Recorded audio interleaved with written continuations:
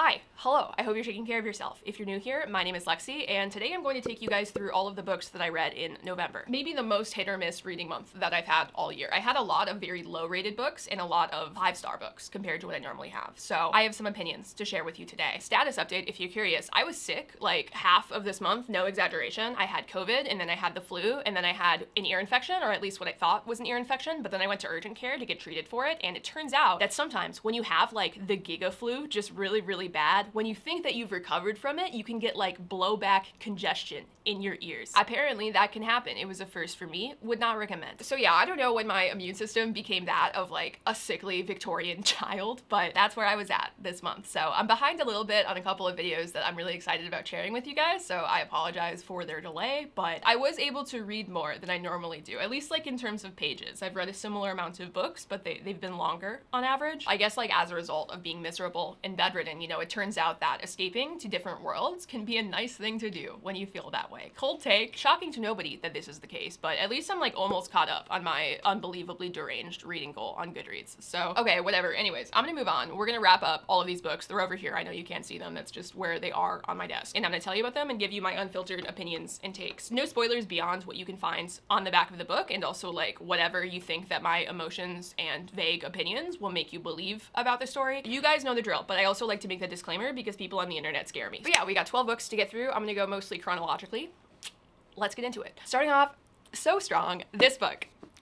It is so good. I'm so excited to talk about it. Probably my favorite book of this month, against strong competition, mind you, and also just a really good pick if you're looking for something cold and snowy and just on season in an existential way. This is Beartown by Frederick Bachman. I went into this book knowing almost completely nothing, just like the smoothest infant brain in the game. And the mess that this book made of me, like the feelings I felt, the world it opened up, it's just so good. Easily one of my favorite adult contemporary books that I've ever read. Like, this is just awesome. Obviously, I gave it 5 stars. Let's just start there. The description of this book does not do it justice, but this is about a small town in Sweden. That's where the author is from. This is actually translated. And this town is pretty destitute, right? Like, it's economically struggling, it's deep in the woods, nobody goes there, and the only thing that is holding this entire dying community together, and also really their only hope for like saving the town in a more real economic way, is youth hockey. Their hockey team has been like straight ass for 20 years or so, but this year, the year the book is happening in, everybody in the town thinks that this could be their chance to actually be the best. But long story short, during this tournament, something awful happens. I did not expect it like at all. It was definitely a surprise to me, like the turn that the story kind of takes, but I thought it was very well executed. And what follows is the story of how everybody reacts to this tragedy that basically schisms the entire town in half, while also still in the midst of this incredibly important tournament. The way that the story is told in this book is through shifting third person from the perspective of probably over 24 characters, if not more, throughout the book. Like, the cast is incredibly large, and they all feel like actual fleshed out people. Like, even the big bad worst characters in the story, they're humanized in ways that up the stakes of the moral questions in the book, while forcing you as the reader to reckon with whether you feel all right, like feeling pity for even the inarguable villains in this book. It's just very ambitious, like a true ensemble cast. There are minor characters in this book that are not even names, that feel more authentic and real than protagonists of some entire series. Like, I swear on my life, that's how good I feel like the characterization is. And the writing style of this book is also very distinct in a way where I think you could shit on it like really easily if it was not so effective. The story is told in a way that is very cyclical and almost moralistic. Not literally every chapter, but a lot of them will follow this format where it'll start out with some kind of like aphorism, like you'll never have friends again like the friends that you have when you're 15 years old, or something like that, but phrased in a way that is more meaningful and poignant because this book is actually good. And then the events and the conversations that are happening in that chapter will be proof in some way of said aphorism. And then frequently at the end of that chapter, it's just the aphorism, but again, and slightly different in nuance to account for whatever is going on in the story. It's like if Aesop the Fable guy wrote a contemporary bestseller, and I say that with all of the warmth in my heart, because I know that might sound cringe to you, and if it were anything other than just perfectly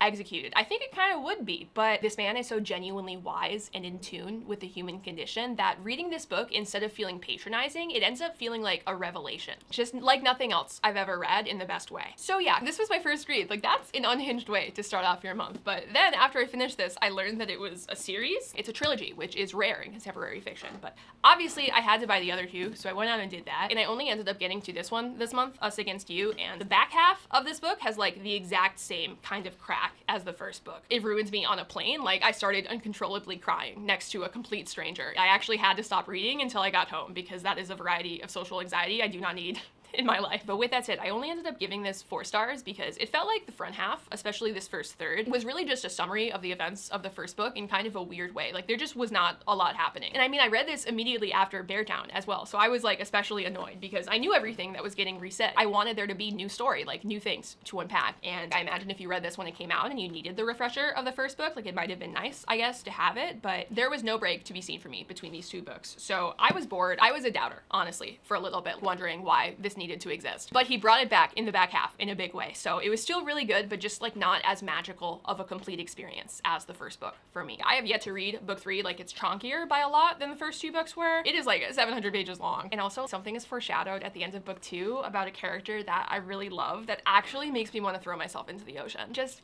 the threat of it is so severe that I decided to take a break for my own sanity. But if this is good, if it doesn't do the same thing as the second book did, this could easily be a 5-star. It's on my list for December. Somebody do a wellness check on me around Christmas because I might not be a person anymore after this one. I don't think I'm ready for it, but I'm gonna do it anyways. Wish me luck on that. Bit of a tonal shift, but after that I read Twisted Hate. I'm still deciding on whether or not I want to do full recaps of the rest of the series. Obviously I did a video for Twisted Love because it was batshit and everybody deserves to know it. It had to be shared with the world. But book 2 I honestly found to be kind of boring, so it was up in the air. I decided to read the other 2 books in the series to kind of like see where I sat. And this one, I'll be honest with you, like I got baited in the first 100 pages of this book into suspecting that I might actually enjoy it unironically. That's crazy considering how I feel about the series as a whole, and I respect Anna honestly for getting me there, but let's just say that did not stay my opinion. I ended up giving this 2 stars. This one follows Jules and Josh, who are Ava's best friend and older brother, respectively, from book 1. It's enemies to lovers, kind of. I mean, they don't really have a very good reason to hate each other, in my opinion, and I feel like it's kind of difficult for me to take enemies to lovers seriously when they don't, because this woman will be having existential crises about how she can never love him because her entire identity is like her hating him when all he really did was like say 2 mean things to her 7 years ago. Like,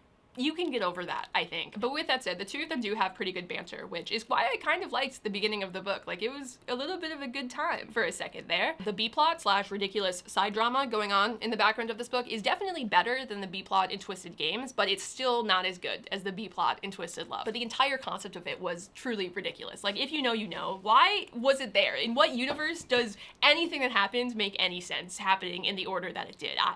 It doesn't, but at least it was entertaining. This book is still way too long. It's like 500 pages, which is so many more pages than a romance novel like this needs, in my opinion. It has a ton of smut, which is great if you're looking for that, but for me, I'm not really into it unless I like the characters, so honestly, I was just kind of bored. Also, shock, Alex comes back into this book and is like funny and self-aware, which was not on my bingo card for this series. Honestly, he was my favorite part of this book. Like, nothing you can say to me in the comments makes me feel as bad as I do looking in the mirror every single day after realizing that about this story. His book, still criminal. Nobody can take that away from me. But I kind of liked how he became like this weird cartoon character boyfriend. Like, it was kind of funny. But yeah, I mean, there were moments where maybe this could have been okay. And again, it was better than the others that I've read so far in the series, but there's a scene towards the end of this book, if you know, you know, that really negatively impacted the vibes for me. Just not a good look. In fact, it was the worst possible look. So that downgraded it from being maybe a 3 down to a 2. But I also started Twisted Lies this month, and it's not in the wrap up officially because I'm only about halfway through, because let me tell you, it has been slow going as I have been preemptively tabbing this book to try to get myself out of having to read it for a second time, because I realized very early on that this book was exactly what I wanted the rest of the series to be in terms of content and in terms of just having ridiculous men who think ridiculous thoughts and do obnoxious things that make no sense and just have absolutely no realism whatsoever. This book has just been completely off the wall, unhinged, like the entire time. This man is a crazy person.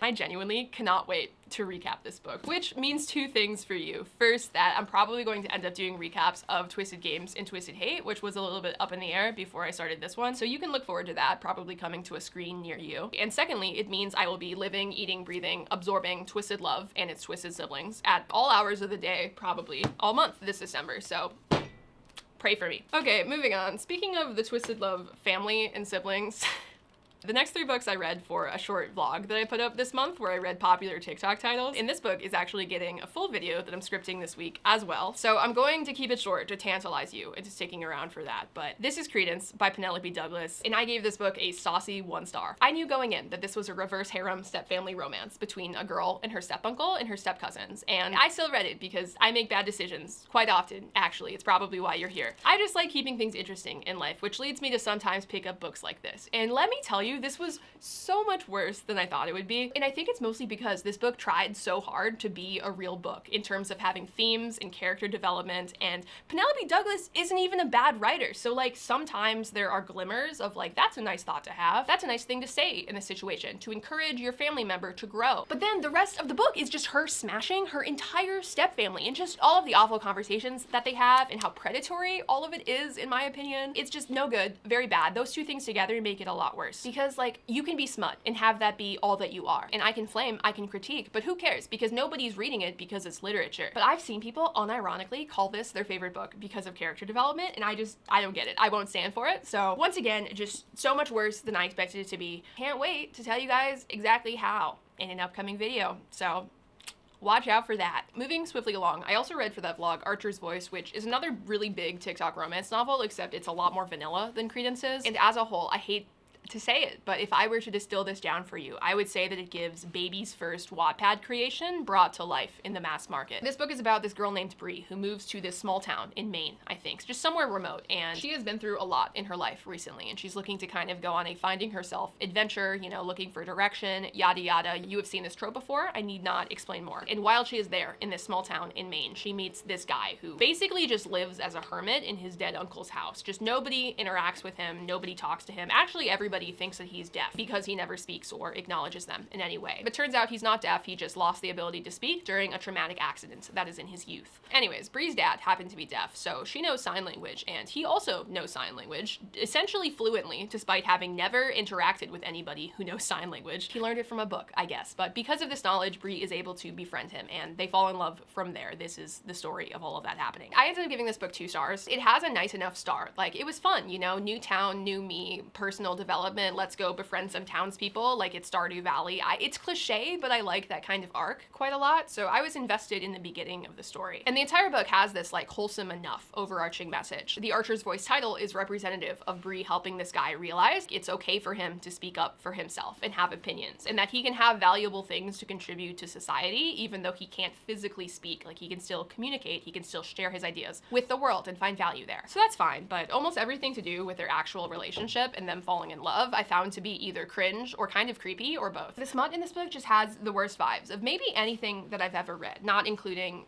you know. Archer is infantilized to the point of acting like a curious but ignorant 13-year-old boy who needs to be taught everything in all of those scenes, despite the fact that this is the same person who taught himself sign language from scratch and apparently has read like a ton of different books on a ton of different things. None of that matters. We're back in 8th grade health class, and it just made me so uncomfortable, and I think was representative also of a lot of their dynamic overall in the book. And even in moments where it was occasionally fine, the book was still boring. The foreshadowing was very explicitly obvious in this book, so I saw everything coming, like not a single surprise to be seen. So I was just never invested for like the entire back half. I don't know, I just did not give what I was told it would give. I did not fuck with it. Finally, the last book I read for that vlog was A Good Girl's Guide to Murder. I actually went on to read the rest of the series this month as well. And complete tonal shift again from the last selection of books, but this is a young adult thriller that follows a girl who, when she's a senior, she opens up this closed case as her senior project, and she starts investigating it. This case is from 5 years ago. It's about the disappearance of this girl named Andy Bell. And everybody thinks that it was pretty open and shut because as soon as he was put under suspicion during the investigation, Andy's boyfriend at the time, Sal, he goes out to the woods and he takes his own life. So everybody thinks that it was him because of other circumstantial evidence as well. But Pip, the protagonist of the series, is not quite so sure. And she begins her own investigation alongside Ravi, who is the younger brother of the guy who died. I loved this. I ended up giving it 4.5 stars. This book was absorbed into my brain in a matter of hours. Like, it was there and it was gone.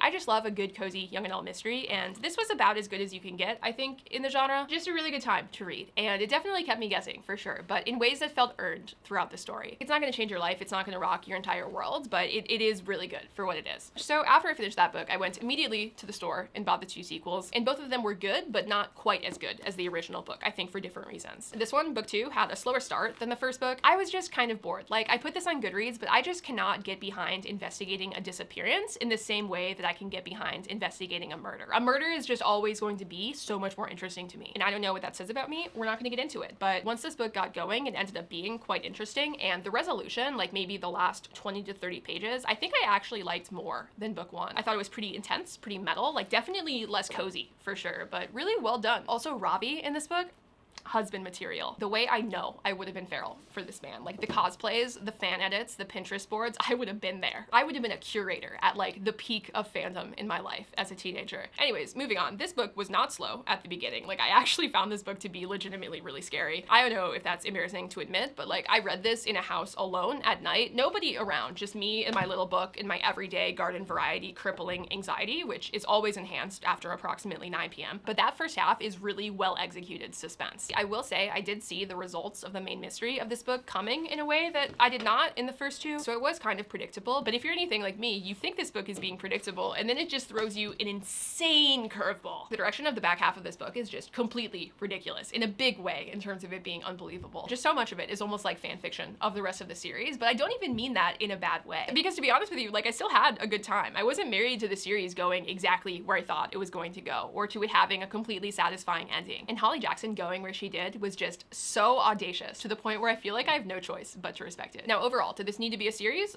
Probably not. This is still the best book. But am I mad about it? No. I loved the characters and I liked having the opportunity to spend a little bit more time with them, both in sickness and in health, if you catch my drift. Okay, next up I read Happy Place by Emily Henry. This is Emily Henry's fourth adult romance. It came out at the beginning of this year. I'm late to it, like I am late to everything. And this book is her take on a second chance romance with like a sprinkling of fake dating, but that's not really the point. It is about this couple named Harriet and Wynn who broke up like a few months prior to the start of the story after dating for a really long time. I think it was maybe 8 years. And every single year for as long as they've known each other, their lifelong group of best friends, they all go up to Maine and they just like fuck around and eat lobster and go sailing. And they just have a wonderful found family time staying at their rich friend's beautiful summer home. But this summer, it just so happens that that rich friend's dad is selling that summer home. So this is the last time that they could ever be together doing like the exact same identical trip in Maine that they do all the time. Harriet and Wynn have not told their friends about this breakup. Harriet's really worried, she's conflict averse, and she's just kind of also in denial about the whole thing. But the plan was for her to tell her friends during the trip. Until when they're there for different reasons, the two of them decide to fake date for the duration of the trip and then just tell their friends like a month afterwards or something. And the book follows them on this trip, obviously, but also through a bunch of flashbacks where you just get to see the way that their relationship develops through the entire time that they've known each other. Let's get one thing out of the way with this book. Like the central conflict is dumb as hell. And I feel that way more strongly now that there's been a bit of time between when I finished this book and now, because when I was reading it, truly, it did not feel like that big of a deal. But really, it is just all miscommunication. Like this book is the chonkiest miscommunication trope the world has ever seen. And when it gets sorted, you're just like, wow, like you almost ruined your life for that. And for what? Like I feel like they're very lucky that it went this way. You know, like that's the vibe. But the thing about Emily Henry books is that she can take one of my least favorite tropes in the entire romance genre, and this woman will still make it into something that I think is a really good time. This is probably my least favorite Emily Henry book, but it's still 4 stars, like easily. Harriet in this book is an absolute doormat with no self-concept at all to be seen. And as somebody who is also those things, it's just nice to feel represented in the literature that I choose to read. And Wynn, I think, is one of the weaker Emily Henry men, but he's still pretty good. Like he had good banter, good jokes. Together, I think that they had really nice chemistry. It's just what you want when you pick up a book like this. Like it's not one of her standouts, but I still had a really good time. Okay, next up,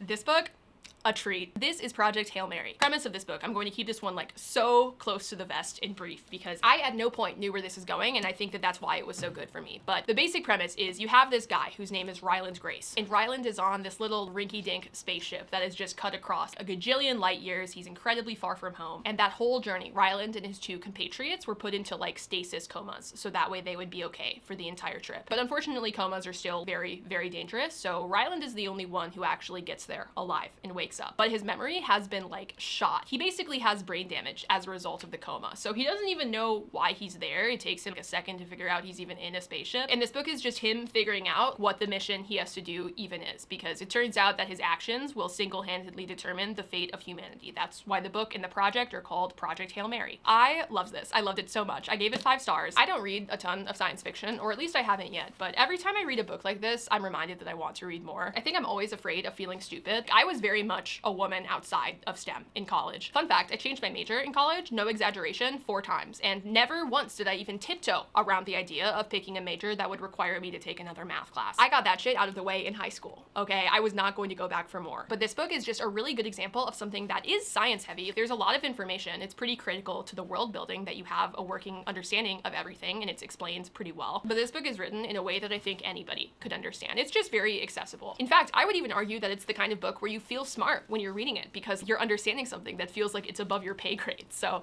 I would consider this very beginner friendly if you're worried about that. And I can't talk about it very much more without spoiling the turns that the story takes, but this book is just so weirdly heartwarming. Don't get me wrong, it's definitely very dramatic, but the core of the story is just, you know? Just strongly recommend if you have any passing interest at all in science fiction. I think this is probably my favorite one. Oh god. Then, at the end of the month, in the 11th hour, if you will, I ended up crushing through Icebreaker by Hannah Grace for season 2 of my Divorce Tier List series on TikTok. This is one of, if not the most viral pure romance book on TikTok in 2023, at least in my opinion, based on what I saw. And god, this is maybe the least offensive book I have ever read that I have found to be this atrocious. I gave it 1.5 stars. Like, I don't even know where to start on this.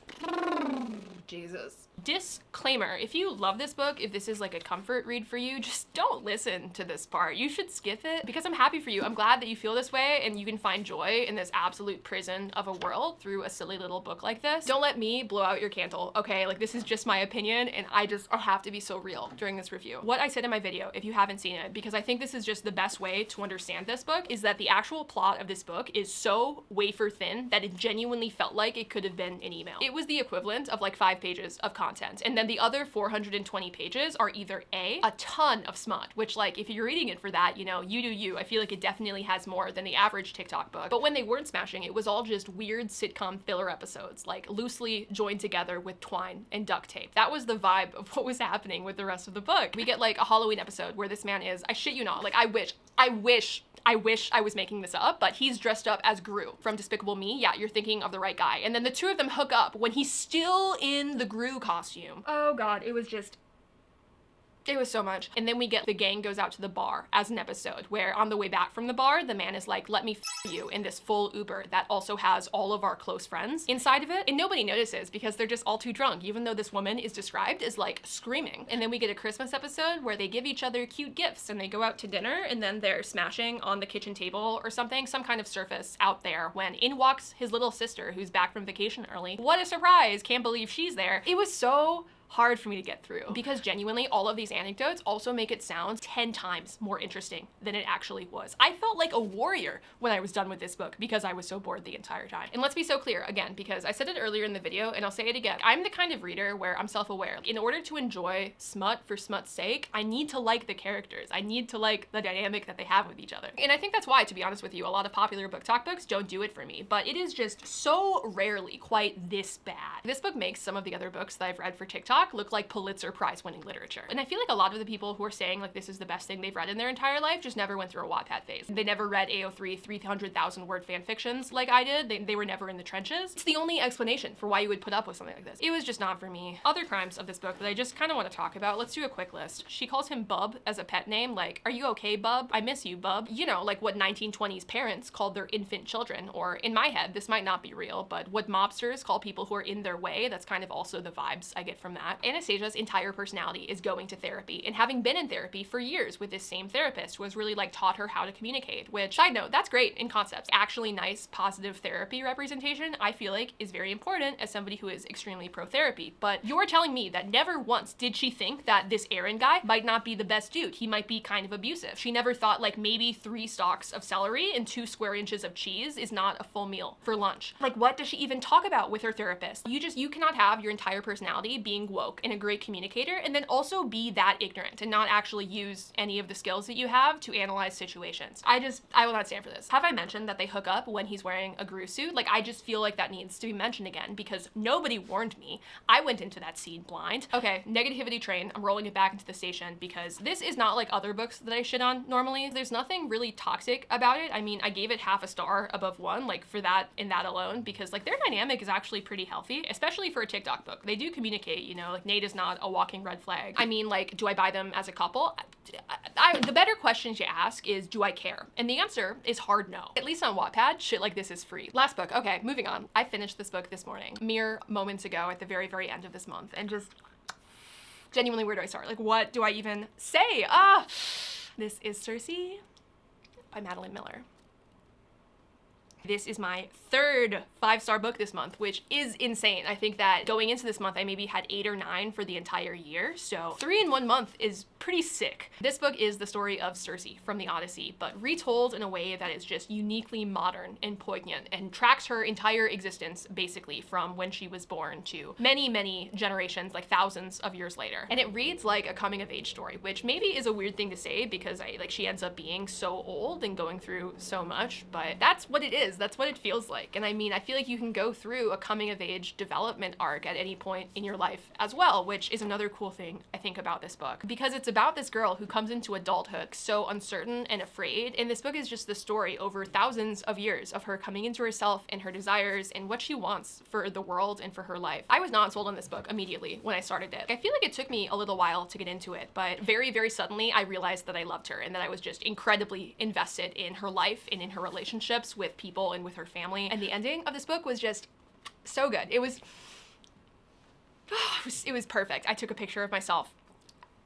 Also, Madeline Miller is just such a talented writer. Just in terms of prose, she has this like beautiful style of description where she's able to make scenes in the environments feel tangible and real without spending so much time on them that you end up getting bored, which I feel like is a really difficult balance to strike. And she is just so good at it. This book is just really special. I don't know if I like it more than The Song of Achilles, but both of them are just fantastic for their own reasons. Happy to end this month on a high note, considering how hit or miss some of the other books were. But the hits, this, and the other 5 stars, so worth it. But that is a wrap. That's all of them. I feel like this is going to be long. Again, I did not shut up at any point. So if you watched this far, I appreciate you. Thank you for listening to me in good times and in bad. You're the best. If you liked this video, please leave a thumbs up, an actual like. That'd be very, very cool. And I really encourage you to stick around. If you want, join our little thing. I don't have a name for you guys yet. Honestly, I feel like names are mostly cringe on YouTube, so I don't know if I'll ever have one, but just know that I'm really thankful for the community that we have. You should join it if you're already in it. It's a good time. I do a lot of different things on this platform, and now the thing I'm going to be doing is leaving to go eat lunch. So thank you very much. I'll see you very soon.